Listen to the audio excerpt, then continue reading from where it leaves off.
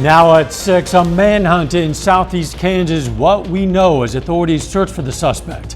Plus, voters hit the polls today to decide the legalization of recreational marijuana in Oklahoma.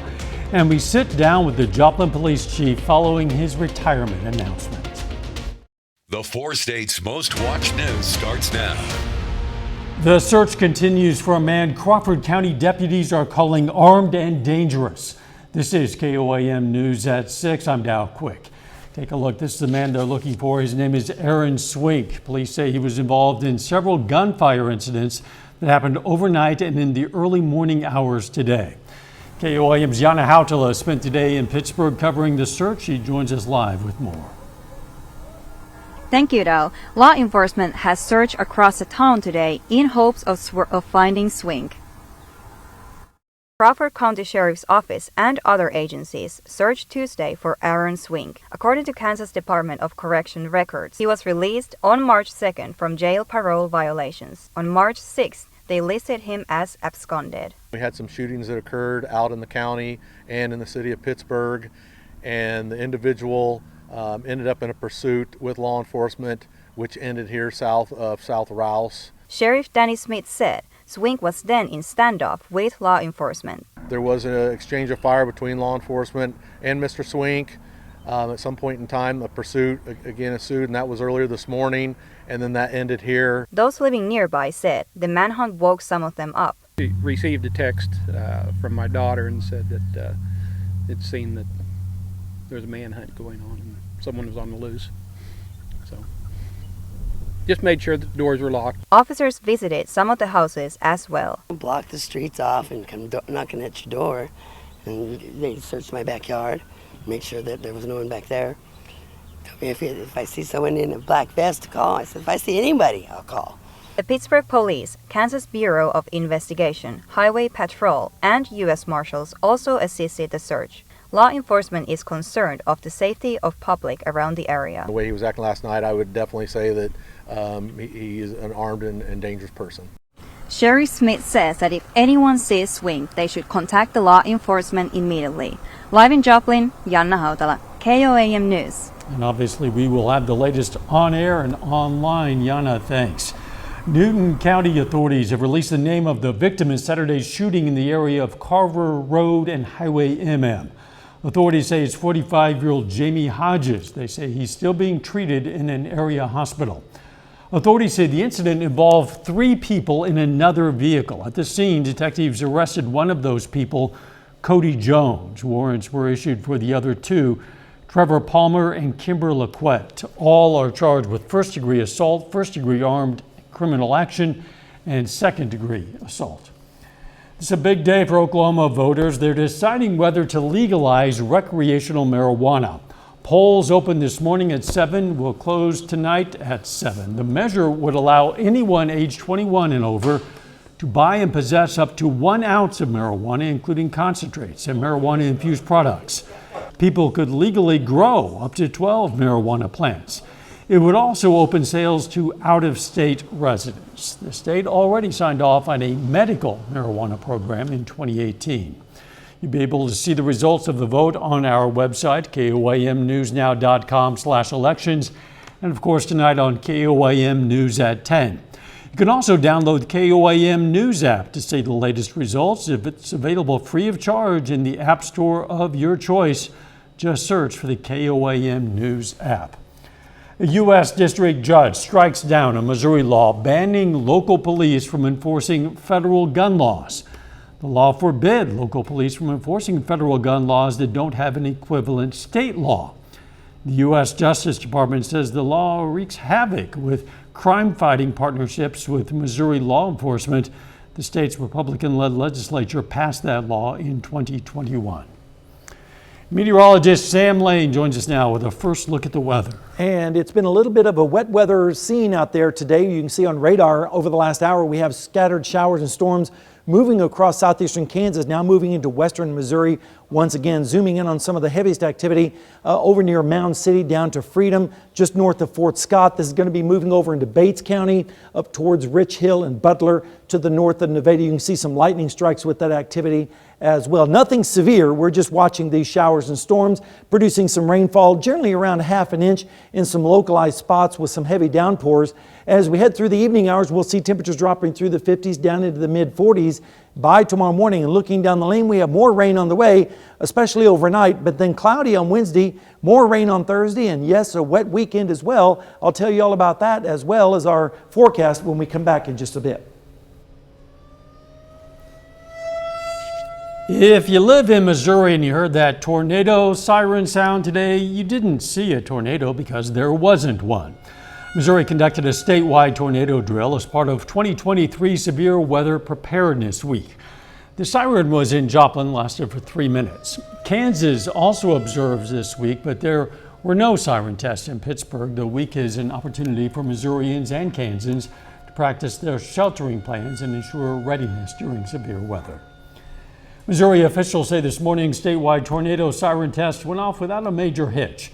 In Springfield, what's unique is some of the guys running that system got to go outside to hear the sirens for the first time, thanks to some new technology. Elizabeth Van Meter reports. 81 sirens around Greene County passed the statewide tornado drill this morning. Those working here were a little nervous. Something new. Is it going to function? Darren White, Deputy Director for the Office of Emergency Management, says this morning, for the first time ever, the button used before retired. Now the sirens are launched from a cell phone. So we now have an app that does the exact same thing as this.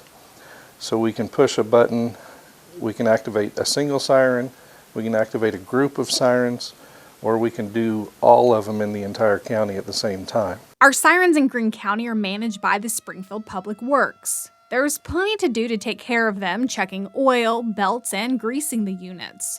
Public Works says it also keeps on top of battery fails and communication issues. It doesn't matter what location of the country or what model or anything else. It's an expensive piece of equipment. Just last year's maintenance for them, $28,000. In the age of the cell phone and emergency alerts sent right to the device, some places are getting rid of the sirens as a tool for a more cost-effective option.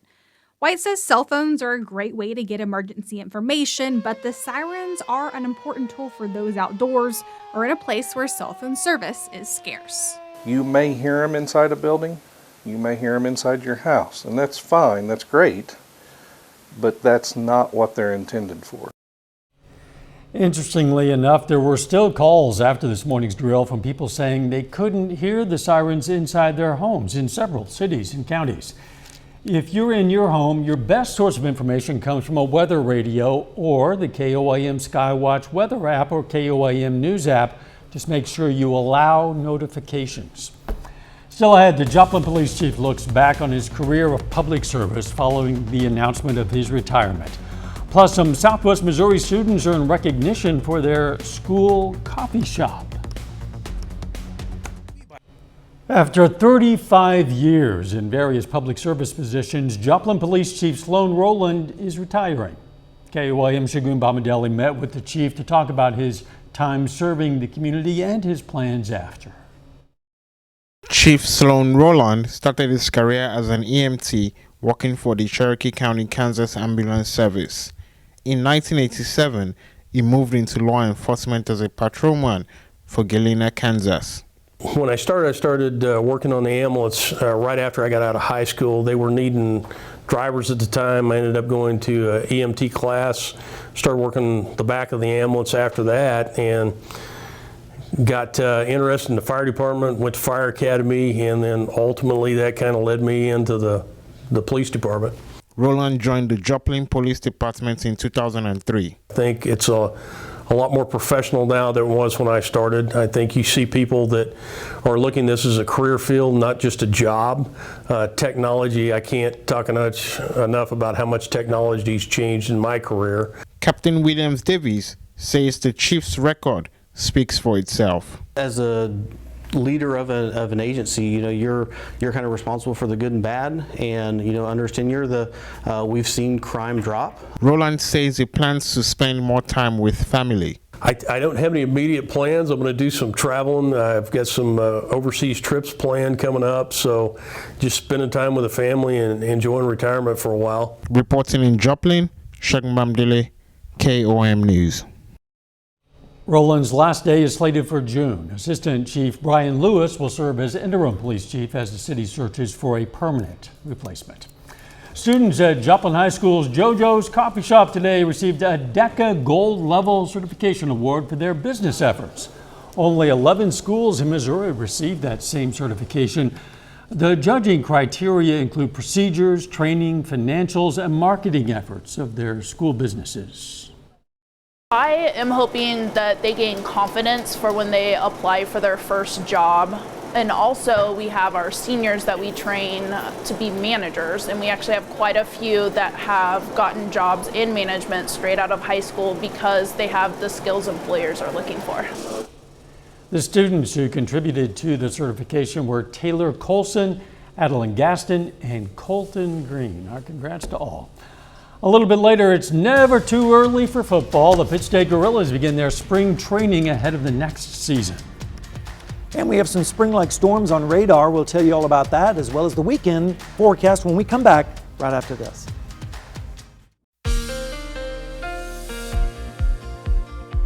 Well, the clouds have moved in, as well as the rainfall today, with scattered showers and storms, including Seneca, Missouri. Let's take a look outside and watch the progression of the clouds and the rain as it moved through the area this morning and into the early afternoon hours. You can see a beautiful day for the most part this morning, but now the clouds have moved in and the rain as well. Let's take a look and show you what we had for the high temperature today. 58 degrees is where we topped out after starting out at 39, which was above the normals of 57 and 35. We're also above normal on the rainfall. And you can see the rainfall right now on radar, basically straddling the Kansas-Missouri line from Joplin north up through Pittsburgh, up to the west of Nevada, and up towards Rich Hill. This is moving off towards the north and east. We have a little bit of a break, but we have more showers and storms developing out to our west, and that will start to move in a little bit later on tonight. You can see on the satellite view a lot of clouds and storminess off to the west. That's still to move our direction into the overnight hours. And then we have yet another system on the west coast that's going to be sending pieces of energy our way over the next several days. So we have several rounds of showers and storms as we go through the forecast. Temperatures right now are in the 40s up towards the north and west in Yates Center with 46, 48 in Iola, 50 in Pittsburgh, 51 over there in Carthage, and a little bit warmer down to the south where it's 60 in Bella Vista and 65 in Jay. We're generally running around 10 to 15 degrees cooler tonight than we were 24 hours ago, with the exception down in Oklahoma. They're right at about the same temperature. Dew points are also increasing, generally in the 40s across the region, a little bit drier up to the north and west in Yates Center, Iola, and Fort Scott with dew points of 39 degrees. You can see the shower and storms off in the distance on our tower cam. Right now in Joplin, it's 52 degrees. The dew point is 43. Humidity is up there at 71%. With an east-northeast wind. You can see that east-northeast wind in Pittsburgh as well with 48 degrees, where it feels like 44 because of an east wind at 9. Humidity is a little bit higher too at 83%. Rain chances this evening are going to start to decrease as we go through the overnight hours, but then it's going to pick right back up as we head towards Thursday, and that's when we have another round of showers and storms. Here's a look at the forecast for tonight. You can see spotty scattered showers around with lows in the 40s, and then as we go through the day tomorrow, mostly cloudy skies with temperatures in the 40s and the 50s, especially down to the south. Then here comes the next round of rain as we go through Thursday with lows in the 40s, and then on Thursday afternoon we're going to see highs in the 50s with the scattered rain around the area. Then the winds turn around to the north and west and we get a little bit colder as we go into Friday morning with lows in the 30s. Rainfall amounts are going to be highest along and south of I-44 where we could pick up 1.5 inches or more, especially down that way. Lesser amounts to the north and to the west. Over the next 7 days, here's the forecast. 53 tomorrow with scattered showers, more showers on Thursday, and then a little bit of a break on Friday, but more rain comes back in Saturday night into Sunday morning, and then we dry out Monday and Tuesday before the next system comes in on Wednesday and Thursday. So you know what they say, spring flowers bring May flowers. So yes, and eventually we'll be glad to have those May flowers. Yes, absolutely. Thanks, Sam. Hey, don't forget, you can be the first to know about today's weather with the KOAM Skywatch weather app. Get severe weather updates sent straight to your phone. Best part, it doesn't cost a dime. You'll find it in the app store of your choice. Again, KOAM Skywatch Weather app. Still ahead, Webb City and Carl Junction meet tonight for a basketball district championship, and Pitt State football hits the field for their first spring practice of the season. We're going to hear from the Gorillas straight ahead.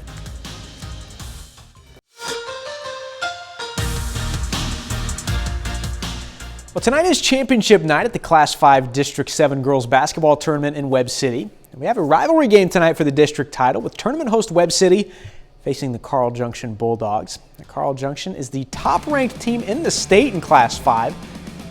They're looking for their 8th straight district championship tonight.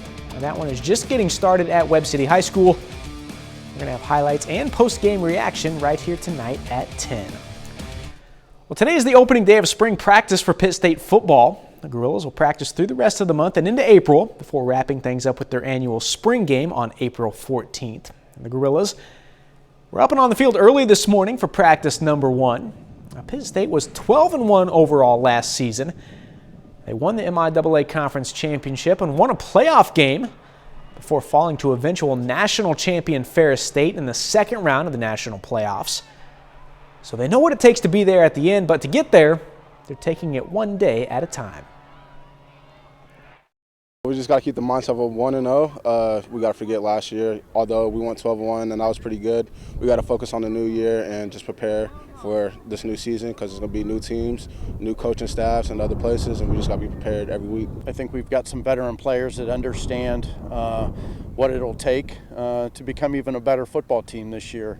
And we know that this year's a new year, and last year we did some great things, but we have to become our own football team and our own identity this year, and we got a lot of work to do for sure. The St. Louis Cardinals are about 3 weeks away from their regular season opener. So far in spring training, the Cardinals are 6-3 in 9 games. Now today, Cards hit the field against the Tigers in spring training action. St. Louis gives up 16 today, falling in the end 16-3. Daniel Carlson, nice day, 1 for 3 with a solo home run. The Cardinals are right back on the field tomorrow against the New York Yankees. And that's a look at sports. We're back after this. Here's a look at what's coming up on KOAM News at 9 on Fox 14. We're going to have the latest results in the ballot question in Oklahoma about the legalization of recreational marijuana. Plus, the Vernon County, Missouri Historical Society hosts a Night at the Museum event featuring a dinner, dance, and games. And why the Department of Justice is suing to stop the merger of 2 major airlines. Those stories and a lot more, of course, it's all coming up tonight on KOAM News at 9 on Fox 14. We've seen some rain today, and it looks like the rain isn't over just yet. No, we have several rounds of rain to go. They're, in fact, considering issuing a storm watch, not for our area, but down in southern Oklahoma. We're going to see rounds of rain tonight and then again on Thursday and then maybe this weekend as well as next week. And hopefully we'll have a dry St. Patrick's Day with a high of 55 degrees. Good. Thanks for joining us. We'll see you right back here for KOAM News at 10. Let's make it a great evening.